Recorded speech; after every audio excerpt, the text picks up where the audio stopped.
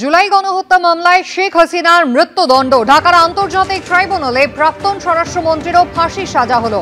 মানবতা বিরোধী অপরাধ করেছেন শেখ হাসিনা, এমনটাই কিন্তু বলল বাংলাদেশের আন্তর্জাতিক অপরাধ ট্রাইব্যুনাল। এবং তাতেই কিন্তু শুধু শেখ হাসিনা নয়, তৎকালীন যিনি স্বরাষ্ট্রমন্ত্রী ছিলেন তার মৃত্যুদণ্ড হয়েছে। রাজসাক্ষী হয়েছিলেন তৎকালীন আইজিপি এবং সেই কারণে তার কিন্তু 5 বছরের কারাদণ্ড হয়েছে। এই নিয়ে আমরা কথা বলেছিলাম ব্রিগেডিয়ার দেবাশিস দাসের সঙ্গে। তিনি কি জানিয়েছেন দেখুন। বিচারের নামে প্রহসন দেখেছি, আবার কিছু বিচারের দেখতে পাইনি। যখন আমাদের সংখ্যালঘু সম্প্রদায়ের বিচার চেয়ে তারা কোর্টে গিয়েছিল, তো তাদের মারধর করা হয়, তাদের কোর্টে কোনো উকিল পাওয়া যায় না। তারপরে আমরা দেখেছি নামি দামি সমস্ত টেররিস্টরা বাংলাদেশের বিচার ব্যবস্থাতে ছাড়া পেয়ে গেল। উলফার চিফের সাজা কমে গেল। এই যে অস্ত্র পাওয়া গিয়েছিল, বম্বস পাওয়া গিয়েছিল, সেই চট্টগ্রামের সেই কেস নিয়ে সেখান দিয়ে ওয়াকআউট করে গেল বহু ক্রিমিনাল। আর আমরা দেখলাম যে আনসারুল বাংলার একজন বড় দাগি মানুষ, তাকে ছেড়ে দেওয়া হলো। এবং তারপরে আমরা এখন যেটা দেখলাম সেটা হচ্ছে এইটা শেষ ধাপ, যে এখানে একটা ক্যাঙ্গারু কোর্ট করে বাংলাদেশ তাদের নিজেদের আজকের দিনে যে বাংলাদেশের প্রধানমন্ত্রী তাকে মৃত্যুদণ্ড দিল।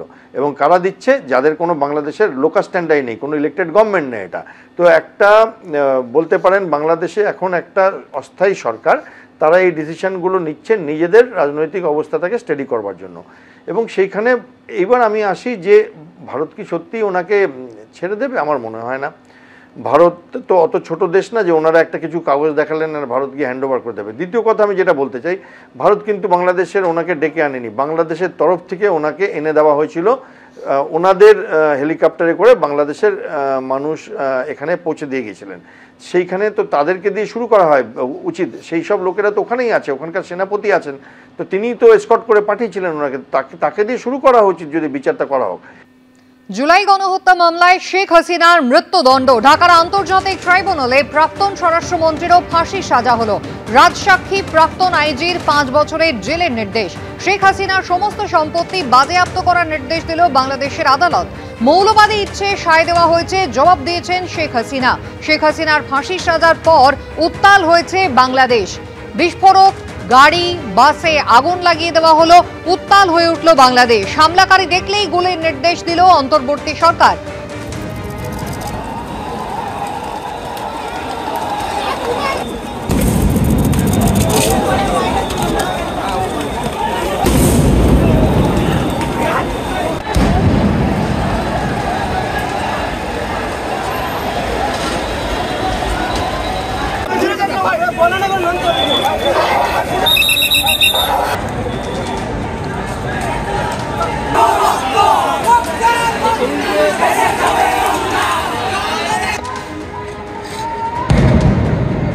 রবিবার রাত থেকেই বাংলাদেশ দফায় দফায় উত্তপ্ত হয়ে উঠেছিল। কখনো চলন্ত গাড়িতে আগুন, কখনো বোমা বিস্ফোরণের ঘটনা। এবং একেবারে সেনাবাহিনী তারা এবং বিজেপি তারাও কিন্তু পথে নেমেছিল গতকাল।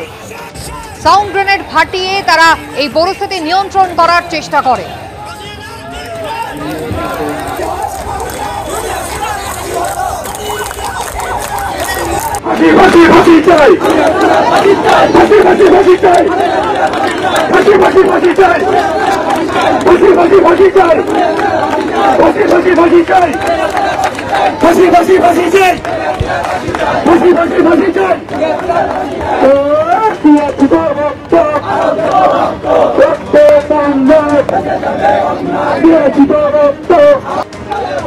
আগেই মুজিবের মূর্তি ভাঙার ঘটনা ঘটেছিল, আর কালকে রায় ঘোষণার পর একেবারে উত্তাল হয়ে উঠল বাংলাদেশ। যেখানে ধানমন্ডিতে 32 ধানমন্ডি মুজিবুর রহমানের বাড়ি, তার বাইরেও কিন্তু একেবারে বিক্ষোভকারীরা জমায়েত শুরু করেন, ব্যারিকেড ভাঙার চেষ্টা করেন, যদিও তাদের আটকায় সেনা এবং পুলিশ।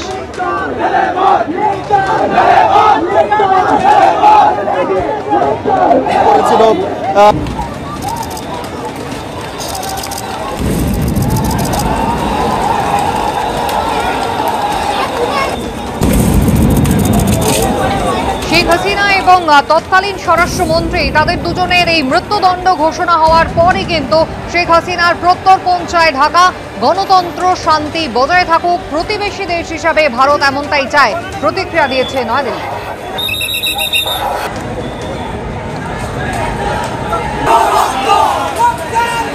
রাজনৈতিকভাবে উদ্দেশ্য প্রণোদিত এই সিদ্ধান্ত একটা তদারকি সরকার তারা স্বেচ্ছাচারিতা করেছে, এমনটাই মন্তব্য করেছেন শেখ হাসিনার রায় ঘোষণার পর।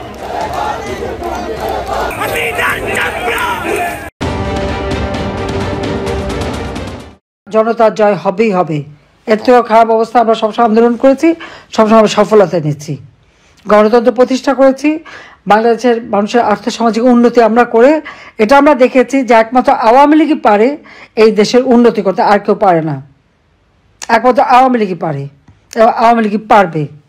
স্বাধীনতা এনেছি, অর্থনৈতিকভাবে উন্নতি করেছি, দেশের মানুষের অন্ন, বস্ত্র, বাসস্থান, চিকিৎসা, শিক্ষার ব্যবস্থা করেছি, দেশের মানুষের জীবনমান উন্নত করেছিলাম, সারা বিশ্বে বাংলাদেশের একটা মর্যাদায় নিয়ে গিয়েছিলাম।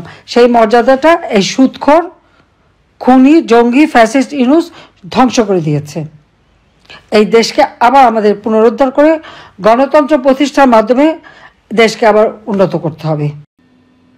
ধানমন্ডিতে শেখ মুজিবুর রহমানের বাড়িতে ভাঙচুর চলেছিল আগেই। সোমবার শেখ হাসিনার মৃত্যুদণ্ডের সাজা ঘোষণা হওয়ার পর অবশিষ্ট স্মৃতিটুকুও উপড়ে ফেলার চেষ্টা করল বিক্ষোভকারীরা। প্রথম আলো সূত্রে খবর, রায় ঘোষণার পরই ঢাকা বিশ্ববিদ্যালয় কেন্দ্রীয় ছাত্র সংসদের নেতারা উল্লাসে ফেটে পড়েন। মিষ্টি বিতরণ শুরু হয়। একদিকে যখন উচ্ছ্বাস, তখন আওয়ামী লীগের তরফে দুদিনের শাটডাউন কর্মসূচি ঘোষণা করে তীব্র আন্দোলনের হুঁশিয়ারি দেওয়া হয়েছে।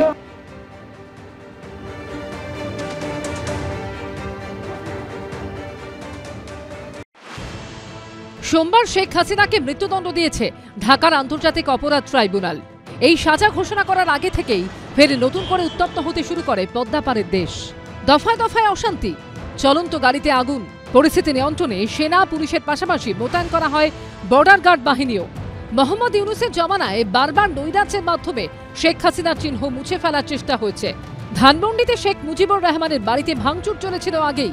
এদিন রায় ঘোষণার পর অবশিষ্ট স্মৃতিটুকুও উপড়ে ফেলার চেষ্টা করে বিক্ষোভকারীরা। তবে যে ট্রাইব্যুনাল সোমবার শেখ হাসিনাকে মৃত্যুদণ্ড দিয়েছে তার কাজকর্ম, এখতিয়ার ও বৈধতা নিয়ে বহু প্রশ্ন আছে। 1973 সালের আইন অনুযায়ী তৈরি হয়েছিল বাংলাদেশের আন্তর্জাতিক অপরাধ ট্রাইব্যুনাল।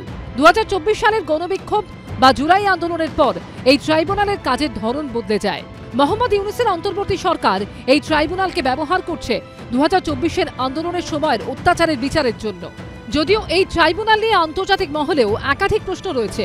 হিউম্যান রাইটস ওয়াচের মতো সংস্থা শুরু থেকেই এই নিরপেক্ষতা নিয়ে সংশয় প্রকাশ করেছে।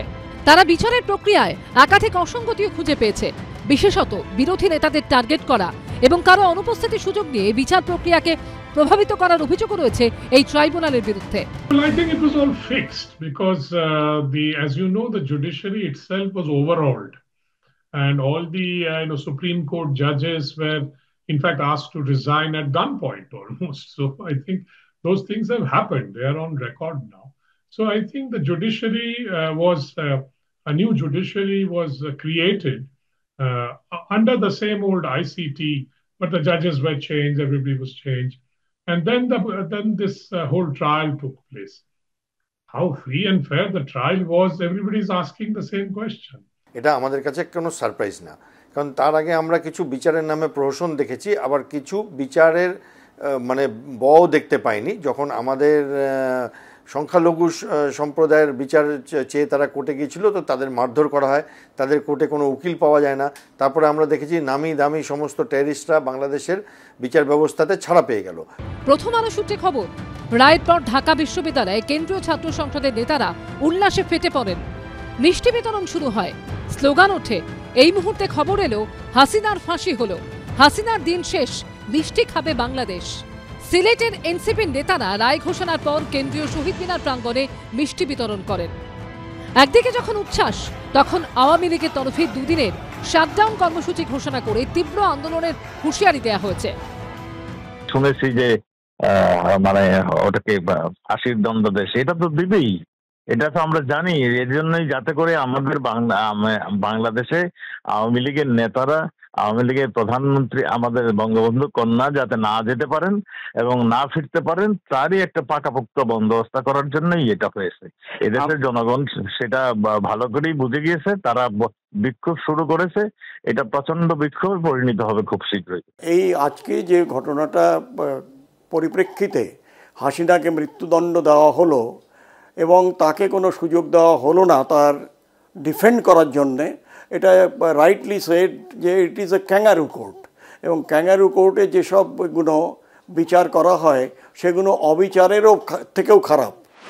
17 নভেম্বর অর্থাৎ সোমবার ছিল শেখ হাসিনার 58তম বিবাহ বার্ষিকী। 1967 সালে 17 নভেম্বর বিজ্ঞানী এম.এ. ওয়াজেদ আলী মিয়ার সঙ্গে বিবাহ বন্ধনে আবদ্ধ হয়েছিলেন শেখ হাসিনা। আর এদিনই তাকে মৃত্যুদণ্ডের শাস্তি দিল বাংলাদেশের আন্তর্জাতিক অপরাধ ট্রাইব্যুনাল। অর্ণব মুখোপাধ্যায় ও ঐশী মুখোপাধ্যায় রিপোর্ট, এবিপি আনন্দ।